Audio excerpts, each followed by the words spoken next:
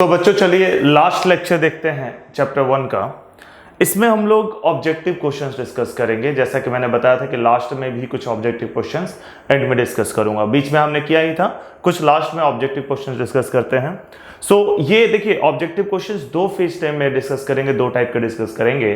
ये जो objective question है ये सीबीएसई लेवल का है। हाँ, जेई में भी काम आएगा, ऑब्वियस सी बात है, क्योंकि जेई में आपको पता होना चाहिए कि जेई में आपका जो क्वेश्चन आता है जेई और नीट दोनों में, ठीक है, जेई और नीट, जेई मेन की बात कर रहा हूं मैं अभी फिलहाल तो, और नीट दोनों में, जेई मेंस और नीट, जेई मेंस की बात कर रहा हूं, एडवांस की नहीं अभी फिलहाल। जेई मेंस और नीट दोनों में जो क्वेश्चन आता है कुछ 30% क्वेश्चन जो है, 30 मोर देन 30% कम ही मैं कह रहा हूं, वो एनसीईआरटी लेवल आता है। मतलब जो यहां तक जितना पढ़ा उसमें से 30% क्वेश्चन होगा, एटलीस्ट 30% होगा, ठीक है।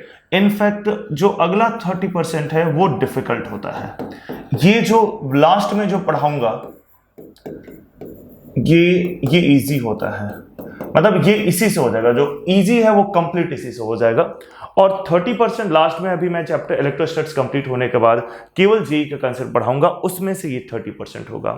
और बचा जो 40% अराउंड, ये एक अप्रोक्स मैं बता रहा हूं नंबर, इससे ज्यादा कम होते रहता है, ठीक है। जो बचा 40% जो कि मॉडरेट होता है, वो आपका दोनों का मिक्स आएगा। मतलब आपको सीबीएसई का कंसेप्ट अगर है तभी भी हो सकता है, ठीक है, कुछ क्वेश्चन नहीं भी हो सकता उसका कंसेप्ट से, तो मॉडरेट के लिए आपको दोनों आना चाहिए। अदरवाइज मॉडरेट कुछ बच्चे, मैक्सिमम बच्चे केवल सीबीएसई के कंसेप्ट को ढंग से अगर करें तो वो भी कर सकते हैं। मतलब 70% क्वेश्चन आप अगर ढंग से सीबीएसई का भी कर ले तो 70% तो नहीं कहिए 50% तक हो जाएगा, ठीक है। क्योंकि इसमें से भी मैंने बताया कि दोनों का मिक्सचर कंसेप्ट होगा, तो 50 मतलब कुछ इसका आप नहीं लगा पाएंगे तो 50% के आसपास हो जाएगा। इसलिए सीबीएसई का कंसेप्ट भी ध्यान देना बहुत जरूरी है, अगर आप केवल जेई की तैयारी कर रहे हो तभी भी, और अगर सीबीएसई जेई कर रहे हो तो फिर तो दोनों देखना ही है, ठीक है।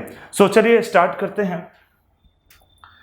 अगेन मैं बता देता हूं आपको, ये यहां पे केवल हम लोग CBSE level objective question discuss करेंगे, JEE level objective question last में डिस्कस करेंगे जब यूनिट कंप्लीट हो जाएगा।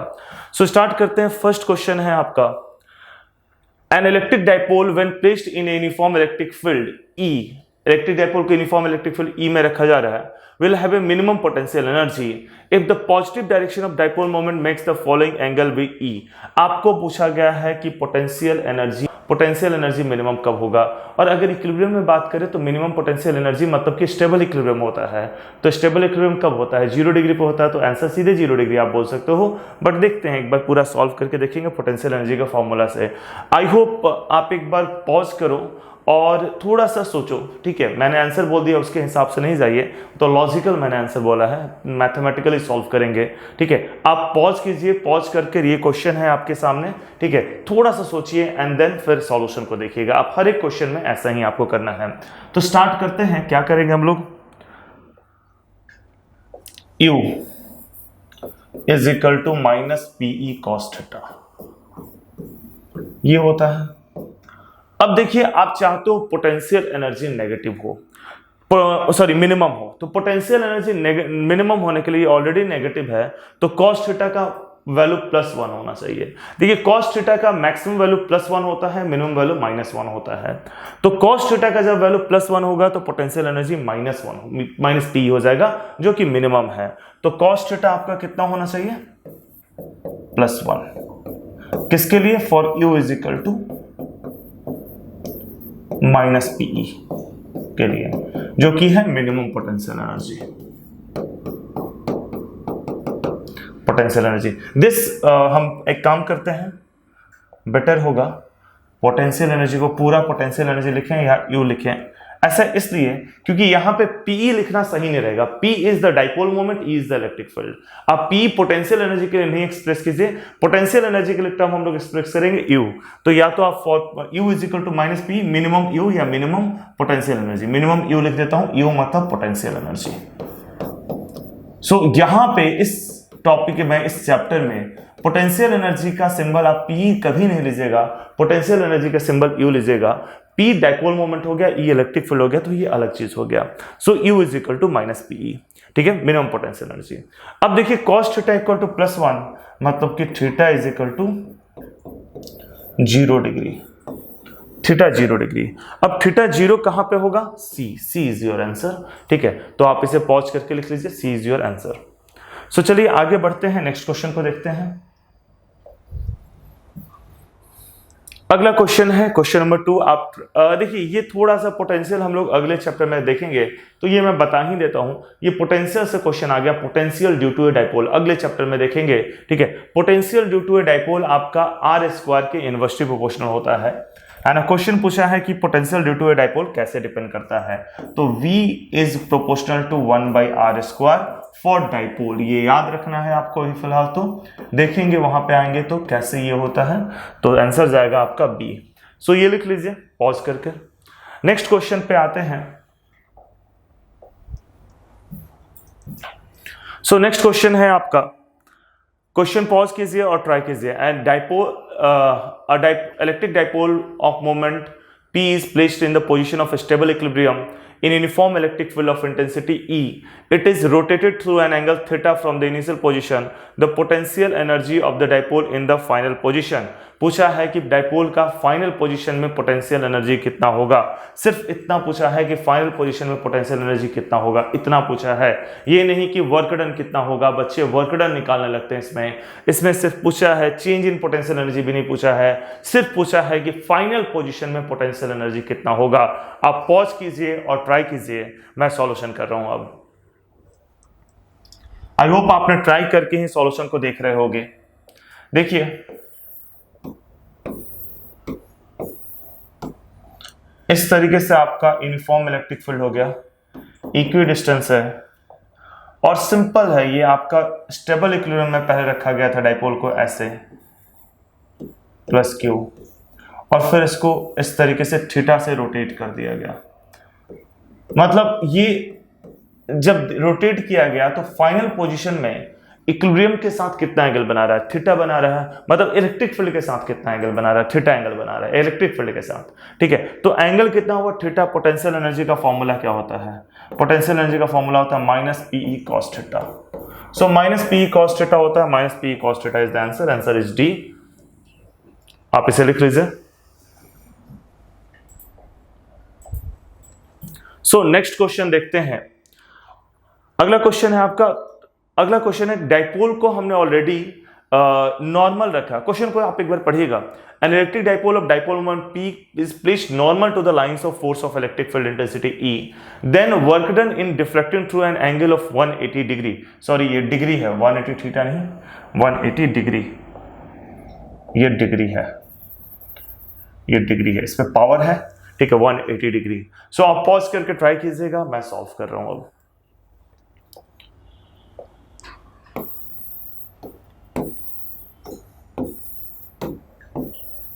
सो अगर डाइपोल को मान लेते हैं आपने पहले ऐसे रखा, -Q और +Q, पहले इस तरीके से रखा, कितना एंगल बना रही है? 90 डिग्री। कितना एंगल बना रहा है? 90 डिग्री। ठीक है, तो 90 डिग्री पे पहले आपने रखा और फिर इसको 180 डिग्री से रोटेट कर दिया। 180 डिग्री से रोटेट करना मतलब कि इसका जो फाइनल पोजीशन है, रेड से दिखा रहा हूं, फाइनल पोजीशन क्या होगा? फाइनल पोजीशन इधर हो जाएगा, मतलब नया पोजीशन इधर होगा। ये इनिशियल है, नया पोजीशन इधर हो जाएगा, माइनस इधर होगा और प्लस इधर होगा। Still the angle is 90 degree. Still the angle is 90 degree. लेकिन अगर आप चाहते हो नहीं, ठीक है, हम इधर से एंगल मेजर करेंगे, तो ठीक है, मेजर कर लीजिए 270 डिग्री, है ना, 270 डिग्री। तो θ1 आपका कितना है? θ1 है आपका 90 डिग्री और आपने 180 डिग्री से रोटेट कर दिया, तो θ2 कितना हो गया? 270 डिग्री। सो वर्क डन का फॉर्मूला क्या होता है? वर्क डन का फॉर्मूला होता है -PE cos θ2 - cos θ1, cos θ2 - cos θ1। आपको बता दो cos 90 भी 0 होता है, cos 270 भी 0 होता है, तो वर्क डन क्या हो जाएगा? 0। -P into 0 इज 0, क्योंकि cos 90 भी 0 होता है, cos 270 भी 0 होता है। सो D is the answer. Pause करके आप इसे लिख लीजिए, आगे हम बढ़ते हैं।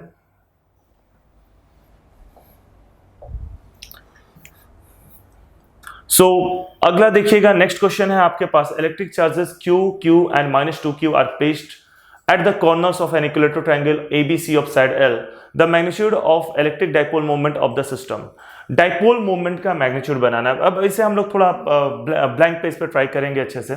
क्यू क्यू और -2q है, ठीक है, corner of an equilateral triangle. तो आप कहीं भी जो पसंद है जहां पे क्योंकि बोला नहीं गया किस पे क्या रखा हुआ है, तो जिस कॉर्नर पे क्यू रखना हर केस में आंसर सेम आएगा।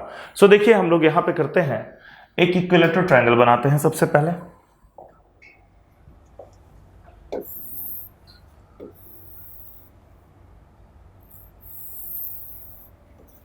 और हर एक ट्रायंगल पे हम लोग चार्जेस रखते हैं। इधर रखते हैं +q, इधर रखते हैं +q और इधर रखते हैं -2q। सो देखिए साइड मान लेते हैं l, दिया हुआ है l, ठीक है। अब देखिए यहां पे हमें क्या करना है, इस -2q को ब्रेक कर देंगे। -2q को ब्रेक इसलिए करेंगे क्योंकि देखिए हमें डाइपोल बनाना है। डाइपोल बनाने का क्राइटेरिया क्या है, एक नेगेटिव चार्ज हो, एक पॉजिटिव चार्ज हो। ऑलरेडी हमने ऐसा क्वेश्चन किया, अगर आपको याद हो तो आप पॉज करके ट्राई भी कर सकते हैं। इनफैक्ट आपको पॉज करके ट्राई करना चाहिए, ठीक है। तो ऑलरेडी हमने कर रखा है, -2q है, तो -2q को हम दो भाग में ब्रेक करेंगे। कौन कौन सा दो पार्ट होगा, कौन कौन सा दो पार्ट होगा, एक होगा -q और एक होगा -q। मतलब इस -2q को हमने ब्रेक कर दिया है, इस -2q को हमने ब्रेक कर दिया, -q और -q। एक -q इस +q के साथ डाइपोल बनाएगा, ठीक है। कितना होगा डाइपोल मोमेंट, इधर की ओर बनाएगा। कितना होगा डाइपोल मोमेंट, P1 होगा, चार्ज इनटू डिस्टेंस। और दूसरा -q, इसे रेड ब्लू से मार्क कर देता हूं, दूसरा -q इस +q के साथ डाइपोल बनाएगा, वो इधर की ओर बनाएगा। कितना होगा डाइपोल मोमेंट, वही होगा q इंटू l। डायरेक्शन इधर q और q है, क्योंकि आपको पता है dipole moment is a vector quantity and its direction is from negative to positive. और इनके बीच में एंगल कितना दे रखा है, इनके बीच में एंगल दे रखा है 60 डिग्री, 60 डिग्री दे रखा है। तो जो नेट डाइपोल मोमेंट होगा P नेट, ये होगा QL square plus QL square plus 2QL square cos 60, cos 60 1/2 होता है, तो cos 60 1/2, यानी ये हो जाएगा आपका P net is equal to 2QL square plus 2QL square, cos 60 मतलब कि 1/2। सो कैंसिल होने के बाद फाइनली आएगा आपका √3QL स्क्वायर, यानी √3 into QL। That will be your answer, √3 into QL। आप पॉज करके लिख लीजिए, हम लोग आंसर एक बार देख लेते हैं, टिक कर लेंगे। आई होप आपने लिख लिया होगा पॉज करके। सो देखिए √3QL यानी C इज द आंसर। सो इसका आंसर C हो गया। सो ये क्वेश्चन नंबर 5 तक हो गया। आगे बढ़ते हैं क्वेश्चन नंबर 6।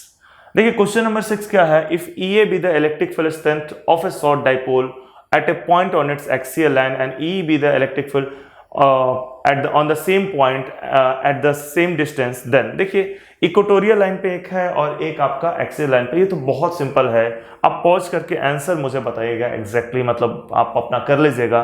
और यहाँ पे देखिए मैच करते हैं हम लोग, क्या होगा आंसर इसका।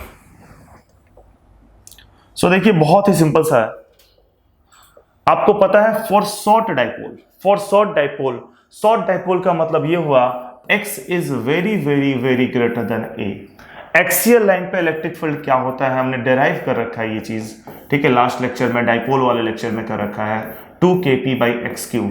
और इक्वेटोरियल का क्या होता है, kp/x3।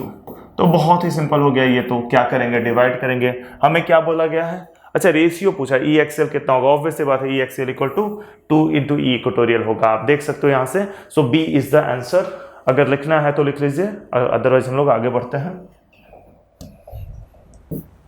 सो अगला क्वेश्चन है आपका question number 7। If magnitude of intensity of electric field at a distance x on the axial line and at a distance y on the equatorial line on a dipole are equal, then देखिए अब कुछ वैसा ही है, कुछ वही concept आपको जानना है, शॉर्ट डाइपोल ही लेके चलेंगे।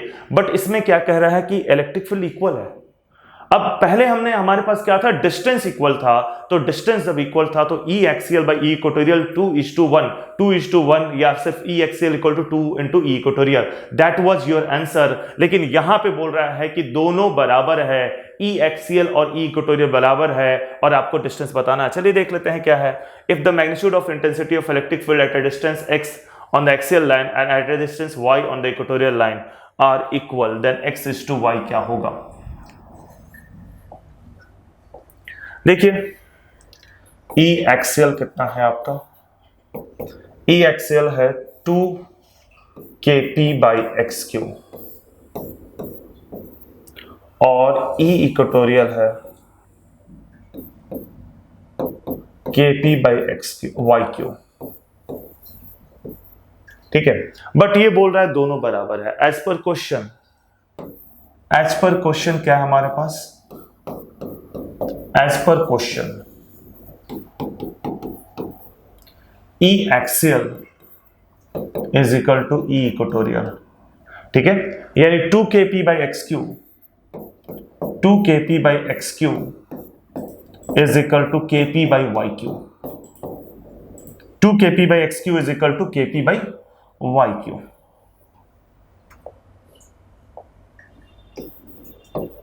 यानी कि X Q by Y Q is equal to 2:1, X Q by Y Q is equal to 2:1, यानी कि x by y is equal to cube root 2 by 1, that is your answer. Cube root 2 by 1, that is your answer. So D is your answer, ठीक है। आप इसे pause करके लिख लीजिए, हम लोग आगे बढ़ते हैं, नेक्स्ट क्वेश्चन की तरफ बढ़ते हैं।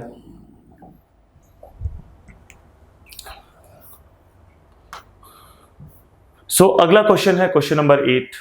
N electric charge Q is placed in the centre of a cube of side a ले लेते, अल्फा ले लेते, कोई दिक्कत नहीं। The electric flux on one of its face will be, देखिए ये तो हमने डिस्कस कर रखा है, अगर सेंटर पे कोई चार्ज को रखेंगे तो क्यूब से नेट फ्लक्स कितना होगा, Q बाई एप्सिलॉन नॉट। एक फेस से कितना होगा, Q बाई 6 एप्सिलॉन नॉट। इस पे तो हमने बहुत सारे क्वेश्चन भी किया था गॉस लॉ वाले में, तो आई थिंक कोई दिक्कत नहीं होना चाहिए ये, ठीक है। Q by 6 epsilon not will be your answer, Q by 6 epsilon not will be answer, ठीक है। क्या होगा, नेट टोटल फ्लक्स कितना होगा, total flux Q by epsilon not, है ना, क्योंकि क्यूब के सेंटर पे रखा हुआ चार्ज क्यूब के सेंटर पे रखा हुआ, ये क्यूब हुआ, चार्ज इसके सेंटर पे रखा हुआ, ठीक है। तो फ्लक्स थ्रू वन फेस कितना होगा, flux through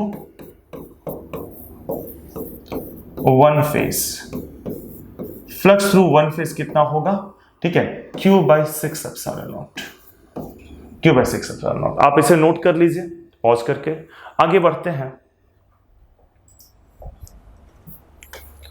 So question number 9, a point charge Q is placed at the center of a cube of side L, the electric flux emerging from the cube। अच्छा, जो ये question था इसमें पूछा था on one of its faces, हमने दोनों चीज डिस्कस कर लिया था। नेट फ्लक्स कितना होगा, Q बाई एप्सिलॉन नॉट होगा, फ्लक्स थ्रू वन फेस कितना होगा, Q बाई 6 एप्सिलॉन नॉट होगा। इसमें पूछ रहा है नेट कितना होगा, तो Q by epsilon not is the answer, simple सा है, A इज द आंसर। आगे बढ़ते हैं, इससे तो कुछ लिखने की भी जरूरत नहीं है, लास्ट क्वेश्चन में डिस्कस कर लिया था। आगे बढ़ते हैं हम लोग। सो नेक्स्ट क्वेश्चन है आपका question number 10। According to Gauss theorem, electric field of an infinitely long straight wire, infinitely long straight wire का इलेक्ट्रिक फील्ड क्या होगा। देखिए ये बात मैं पहले भी लिखवा रखा हूं, अगेन फिर से एक बार इसको लिख लेते हैं। इनफैक्ट यहां पर लिख सकते हैं, कोई दिक्कत नहीं, ये पॉइंट आपको याद होना चाहिए। इलेक्ट्रिक फील्ड, या एक मिनट रुक जाइए, आप क्वेश्चन का आंसर जानते होगे, नो डाउट आप जानते होगे, मैं जस्ट कुछ पॉइंट्स लिखवाना चाहता हूं, यहां पे लिख लीजिएगा। ये पॉइंट्स पहले भी आई होप मैंने लिखवाया होगा। Electric field due to infinite thin sheet क्या होगा आपका, E is equal to sigma by epsilon naught. मतलब ये डिस्टेंस पे नहीं डिपेंड करता है, ये पहला पॉइंट है। यानी आप क्या लिखोगे, E is proportional to 1/r⁴, distance के इंडिपेंडेंट है। दूसरा पॉइंट अगर हम आते हैं तो electric field due to infinite line charge, infinite line charge, electric field due to infinite line charge, ये क्या होगा? E is equal to 2k λ/r, यानी E प्रोपोर्शनल टू 1/r। ठीक है। तीसरा क्या होगा? तीसरा होगा electric field due to point charge, due to point charge. ठीक है, electric field due to point charge, ये क्या होगा आपका? E is equal to KQ/r²। मतलब मैं क्या कहना चाहता हूं, इलेक्ट्रिक फील्ड डिस्टेंस से कैसे डिपेंड करेगा? E is proportional to 1/r²। ठीक है। And the last is electric field due to a dipole, electric field due to a dipole, axial हो या कोई भी इक्वेटोरियल हो, आपका 2kp/r³, यानी कि E दोनों में kp/r³, इक्वेटोरियल में kp/r³, अभी काफी क्वेश्चन हमने देखा, तो E proportional to 1/r³। So axial हो या इक्वेटोरियल हो, सबके लिए चलेगा आपका। तो ये हो गया आपका पूरा पॉइंट्स। सो यहां पे हम कैसे बोल सकते हैं, मतलब क्या आपको याद रखना है, क्या याद रखना है? थिन शीट के लिए डिस्टेंस के 0 पे, लाइन चार्ज के लिए डिस्टेंस पे 1 पावर है। ठीक है, पॉइंट चार्ज के लिए डिस्टेंस पे 2 पावर है, और डाइपोल के लिए डिस्टेंस पे 3 पावर है। सो ये चीज आपको याद रखना है। चलिए आगे बढ़ते हैं हम लोग। आई होप आपने इसे लिख लिया होगा, पॉज करके लिख लीजिए, है ना, ये जरूरत इंपॉर्टेंट पॉइंट है खासकर ऑब्जेक्टिव के लिए। सो चलिए आगे बढ़ते हैं। सो ये क्वेश्चन तो सिंपल सा है, electric field due to infinitely long straight wire. ठीक है, मतलब कि इनफाइनाइट लॉन्ग चार्ज के लिए बोल रहा है, क्या होगा? D is the answer. So आगे बढ़ते हैं सीधे इस पे। 11 है आपके पास, electric charge is uniformly distributed along a long straight wire of radius 1 millimeter. The charge per centimeter length of wire is q coulomb. Charge पर सेंटीमीटर दिया हुआ है, कितना है? q coulomb है। Another cylindrical surface of radius 50 centimeter and length 1 meter symmetrically encloses the wire as shown in the figure. The total electric flux passing through the cylindrical surface. इस cylindrical surface का total electric flux कितना होगा? बड़ा simple सा फंडा है। आप देखिए, ये जो लेंथ ये 50 सेंटीमीटर हो, 100 सेंटीमीटर हो, कोई फर्क नहीं पड़ेगा। चार्ज जो फ्लक्स है वो हमेशा Q inside bye epsilon not होता है। तो सिलेंडर इतना बड़ा हो या इतना ही बड़ा क्यों ना हो जाए, अगर उसका लेंथ 1 मीटर है तो लेंथ देखेंगे, रेडियस नहीं देखेंगे, इलेक्ट्रिक फील्ड नहीं निकाल रहे हैं कि हम डिस्टेंस भी देखेंगे। ठीक है, हम केवल इनसाइड चार्ज देखेंगे। तो कितना भी बड़ा सिलेंडर हो उससे कोई लेना देना नहीं, हमें इनसाइड चार्ज देखना है, क्योंकि आपको तो पता ही है फ्लक्स क्या होता है। फ्लक्स होता है Q inside by epsilon not. अब बताइए Q इनसाइड क्या होगा? Q इनसाइड होगा आपका, Q इनसाइड होगा आपका, क्या होगा? Q इनसाइड होगा, देखिए इसमें क्या बोला है, पर सेंटीमीटर चार्ज जो है वो Q है। इसका लेंथ कितना है? 1 मीटर, 1 मीटर है, यानी कि 100 सेंटीमीटर है। तो Q by 1 centimetre into 100 centimetre. So अगर आप इसको सॉल्व करते हो तो ये 100Q आएगा, ये 100Q आ जाएगा। चार्ज इनसाइड 100Q होगा, तो फ्लक्स कितना होगा? 100Q bye epsilon not, 100Q bye epsilon naught, ये आपका फ्लक्स हो जाएगा। सो 100Q bye epsilon not, D is the answer. बाकी ऑप्शंस कंफ्यूज करने के लिए दिया है, आपको सिंपल सा फंडा होना चाहिए। हाँ, अगर इसका लेंथ अलग होता, लेंथ 2 मीटर होता है तो 200 से मल्टीप्लाई करना पड़ता। 50 सेंटीमीटर रेडियस से कोई लेना देना नहीं है, क्योंकि flux simply Q inside bye epsilon not होता है। आई होप आप इसको समझ गए होंगे। पॉज कीजिए और लिख लीजिए इसको। आगे बढ़ते हैं। So if the electric flux entering and leaving the enclosed surface respectively are phi1 and phi2, the electric charge inside the surface। देखिए ऐसा तो हमने काफी क्वेश्चन किया है, ठीक है। जो एंटरिंग होता है वो नेगेटिव होता है, जो आउटगोइंग होता है वो पॉजिटिव होता है। सरफेस कुछ भी मान लेते हैं, क्यूब ले लेते हैं, हमें पता है incoming flux is taken as negative and outgoing flux is taken as positive. Incoming flux is taken as negative and outgoing flux is taken as positive, ये बात हम जानते हैं। तो फाई नेट जो होगा वो हमेशा क्या होगा, phi outgoing minus phi incoming, phi outgoing minus phi incoming, यानी फाई नेट क्या होगा, ठीक है, phi two minus phi one. Phi net क्या होगा, phi two minus phi one. ये आपका नेट फ्लक्स हो गया। हमें नेट फ्लक्स निकालना है, निकाल लिया, लेकिन नेट फ्लक्स नहीं पूछा, इसमें तो पूछा इलेक्ट्रिक चार्ज कितना होगा। सो नेट फ्लक्स का क्या काम है, ऑब्वियसली बात है, नेट फ्लक्स क्या होता है, charge inside bye epsilon not होता है, तो वहां से चार्ज इनसाइड निकाल लेंगे, कोई दिक्कत ही नहीं है इसमें तो।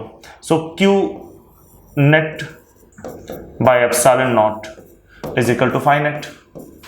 सो यहां से आपका क्यू नेट आ जाएगा, क्यू इनसाइड कह लीजिए, बेटर वर्ड होगा क्यू इनसाइड कहना,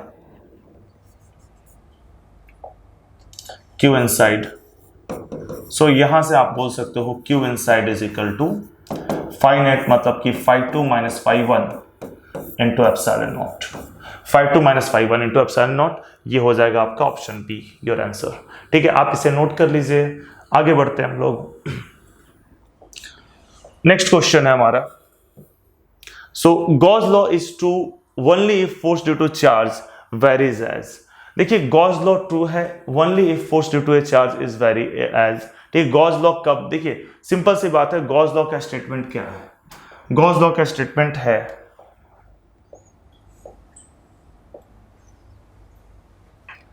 flux is equal to q by epsilon naught. ये गॉस लॉ का स्टेटमेंट है।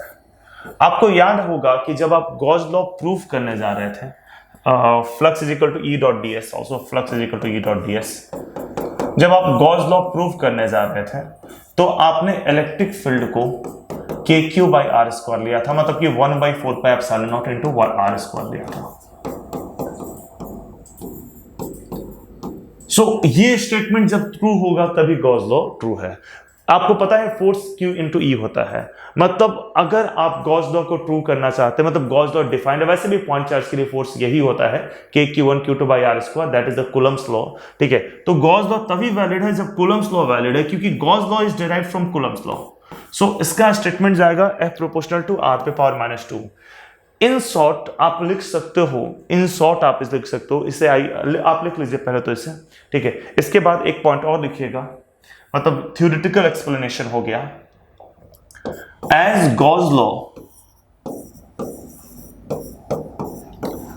Is derived from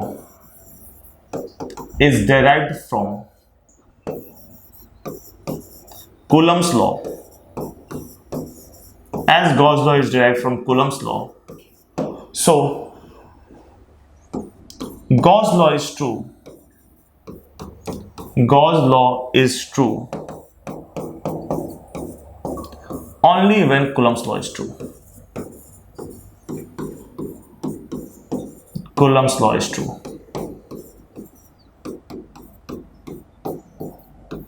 It's true. और Coulomb's law क्या कहता है? That is F proportional to 1/r square. So B is the answer. Clear है? मतलब Gauss law देखिए कूलम्स लॉ से डिराइव किया जाता है, तो गॉस लॉ तभी ट्रू होगा जब कूलम्स लॉ ट्रू होगा, यानी F proportional to r square, लिख लीजिएगा। सो आगे बढ़ते हैं।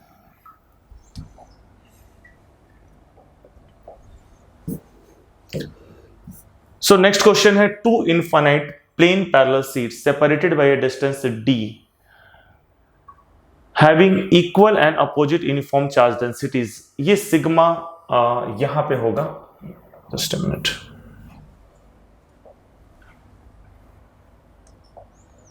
ये थोड़ा मिस्टेक हो गया, सिग्मा यहां पे होगा, यहां पे।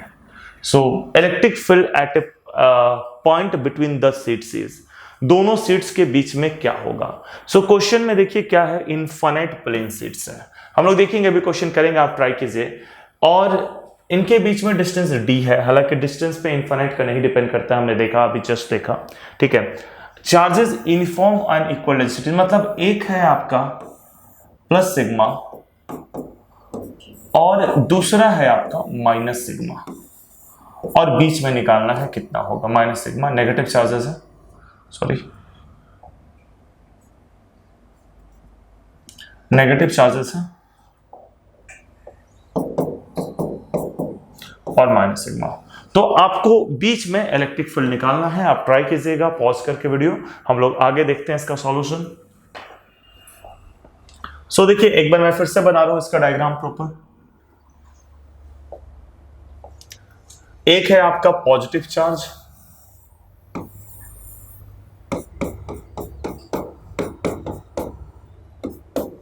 ये सारा पॉजिटिव चार्ज है, और एक है आपका नेगेटिव चार्ज।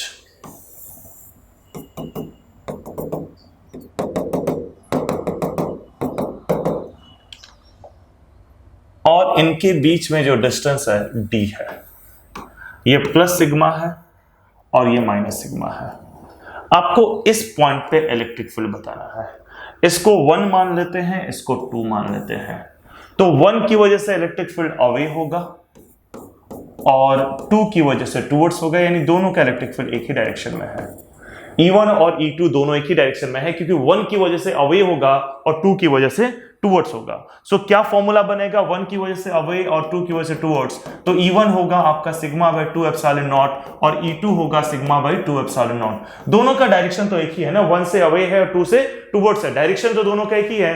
आपको क्या करना है, आपको निकालना है नेट इलेक्ट्रिक फील्ड। तो नेट इलेक्ट्रिक फील्ड क्या होगा, नेट इलेक्ट्रिक फील्ड होगा E1 plus E2, E net is equal to E1 plus E2, यानी कि ई नेट क्या होगा आपका, ई नेट होगा sigma by 2 epsilon naught plus sigma by 2 epsilon naught, ठीक है, यानी ई नेट होगा आपका sigma by epsilon naught, sigma by epsilon naught. So that is your answer, sigma by epsilon not is your answer. आप लिख लीजिए, दोनों positive होता तो डायरेक्शन अपोजिट हो जाता और बीच में 0 हो जाता, बट एक पॉजिटिव है एक नेगेटिव है, यानी डायरेक्शन सेम होगा। So this is the answer. आप पॉज करके लिख लीजिए, आगे देखते हैं।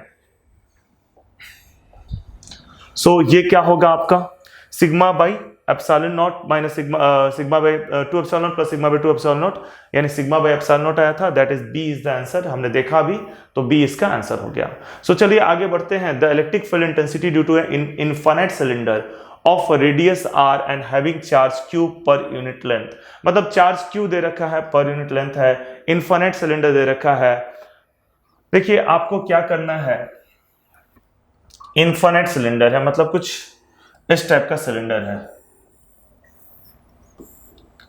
और इस पे हमने चार्ज दे दिया इस तरीके से, और एक पॉइंट है, पॉइंट P, जो कि यहां से r डिस्टेंस पे है और इसका रेडियस कैपिटल R है, r is greater than r। तो ऐसे केस में ये क्या इनफाइनाइट लाइन चार्ज की तरह काम करेगा, और इनफाइनाइट लाइन चार्ज की वजह से इलेक्ट्रिक फील्ड क्या होता है, 2k लैम्डा बाई r होता है, लैम्डा बाई r। तो इसका भी इलेक्ट्रिक फील्ड 2k lambda by r। So C is the answer, inversely proportional to r। Pause करके आप इसे लिख लीजिए, लिखना है तो। आगे बढ़ते हैं।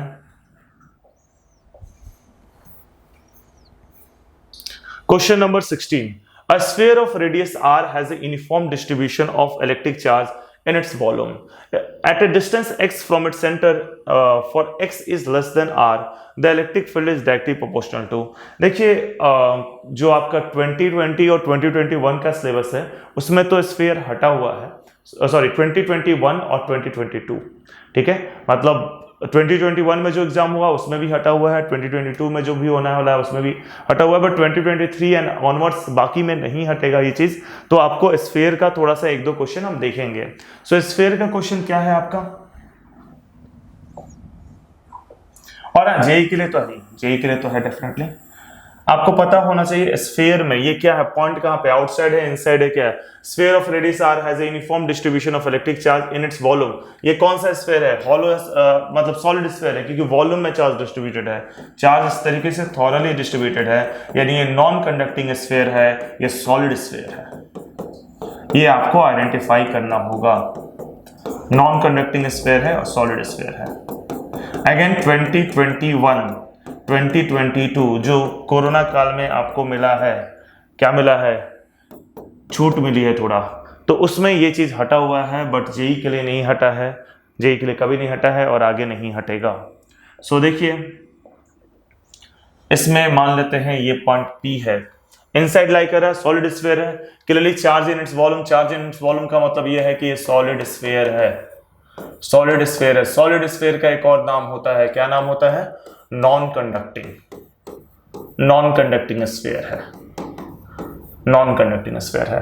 तो at a distance x from its centre x is less than r, x is less than r मतलब ऑब्वियस सी बात है पॉइंट इनसाइड है, तो इस केस में जो आपका इलेक्ट्रिक फील्ड होता है वो होता है kqx/r3। जेई वाले लेक्चर में आप इसका डेरिवेशन देखोगे, kqx/r3, ठीक है। सो आपसे पूछा है कि x पे कैसे डिपेंड करेगा, तो x पे डायरेक्टली प्रोपोर्शनल होगा। सो C is the answer. I hope आपको इसे समझ में आ गया होगा, पॉज करके नोट कर लीजिए, आगे बढ़ते हैं। That was question number 16। अब आ जाइए, कुछ ही क्वेश्चन है, आई होप हम लोग 20 क्वेश्चन तक करेंगे इसमें। सो क्वेश्चन नंबर 17 पे हम आ गए हैं, बस कुछ क्वेश्चन और है। A particle of mass m and charge q is placed at rest in a uniform electric field E and then release the kinetic energy attained by the particle। Pause करके try कीजिए, kinetic energy कितना होगा। देखिए distance y पे move करता है तो kinetic energy कितना होगा। आपने पार्टिकल को कहां पे रखा है, आपने पार्टिकल को रखा है यूनिफॉर्म इलेक्ट्रिक फील्ड में। मैं आपके लिए एक डायग्राम यहां पे देता हूं। यूनिफॉर्म इलेक्ट्रिक फील्ड है E, इस यूनिफॉर्म इलेक्ट्रिक फील्ड में आपने पार्टिकल को रख दिया है, पार्टिकल है आपका प्लस Q, इस पे इधर की ओर फोर्स लगेगा QE, इसका मास है m, तो इसका एक्सेलरेशन होगा QE/m, एक्सेलरेशन होगा QE/m।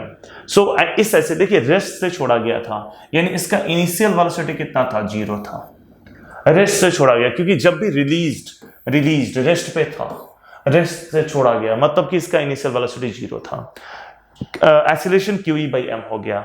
फाइनल वेलोसिटी क्या होगा, कब आप फाइनल वेलोसिटी पूछ रहे हो, डिस्टेंस जब ये y ट्रेवल करेगा। अगर हम ये निकाल लेते हैं तो काइनेटिक एनर्जी तो बहुत ही simple, kinetic energy half mv² हो जाएगा। सो हम v निकालते हैं। देखिए आपको पता होना चाहिए v² - u² is equal to 2as होता है, क्लास 9 से पढ़ते आए हो, 11th में भी पढ़े होगे, काफी क्वेश्चन किए होंगे 11th में। सो v² - 0² is equal to 2a आपका QE/m हो गया इंटू s y हो गया, यानी v² हो जाएगा आपका 2QE y/m, ये आपका v² का वैल्यू हो गया।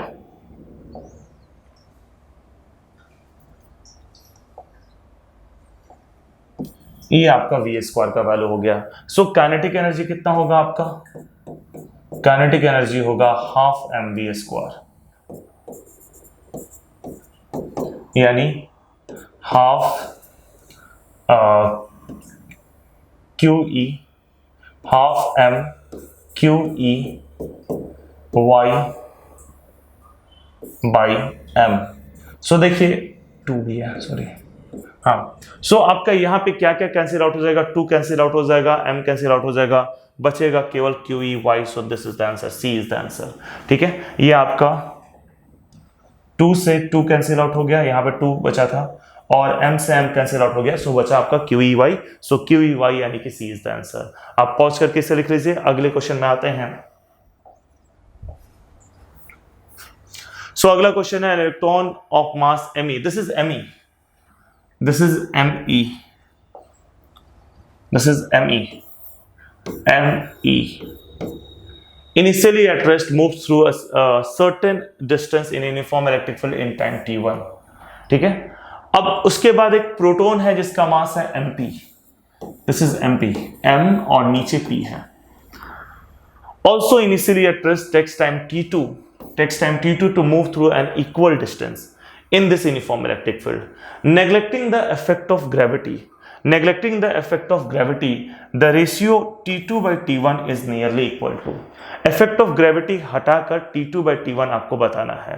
तो देखिए दोनों रेस्ट से छोड़ा गया है, और आपको बताना है सेम डिस्टेंस मूव करते हैं, दोनों move through an equal distance move करते हैं। सो देखिए डिस्टेंस का फॉर्मूला क्या होता है, S equal to half AT square, ये डिस्टेंस का फॉर्मूला होता है अगर कोई पार्टिकल रेस्ट से आए। तो कहां से ये फॉर्मूला दिखा, तो ये फॉर्मूला यहां से आया, S equal to UT plus half AT square. अब रेस्ट का मतलब क्या होता है, रेस्ट का मतलब होता है U0, so S equal to half AT square, half AT square. So ये हुआ S equal to half AT square. Electron का A अलग होगा, प्रोटॉन का A अलग होगा, दोनों का A अलग अलग निकालेंगे। सो देखिए इस क्वेश्चन को इधर करते हैं, पीछे की ओर करते हैं। सो डिस्टेंस का हमारे पास क्या फॉर्मूला है, distance S is equal to half AT square. अब बात करते हैं इलेक्ट्रॉन का, प्रोटॉन का, फिर इन जनरल बात करेंगे।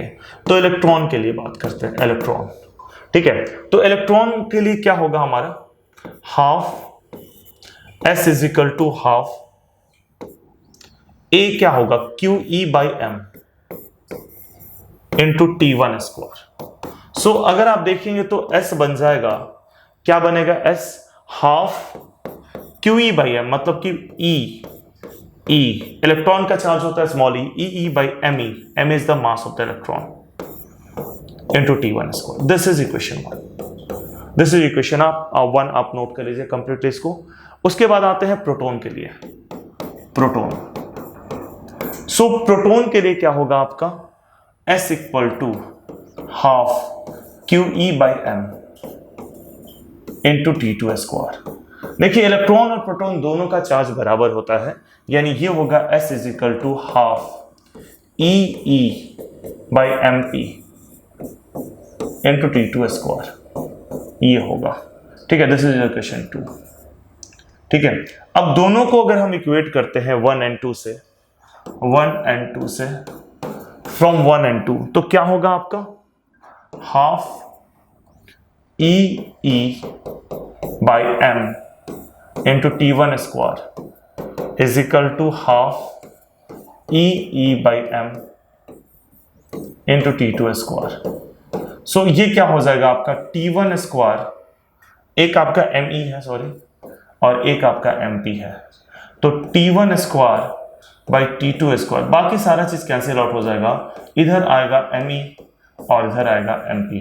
हमें T1 बाई T2 बताना है, तो T1 बाई T2 क्या होगा,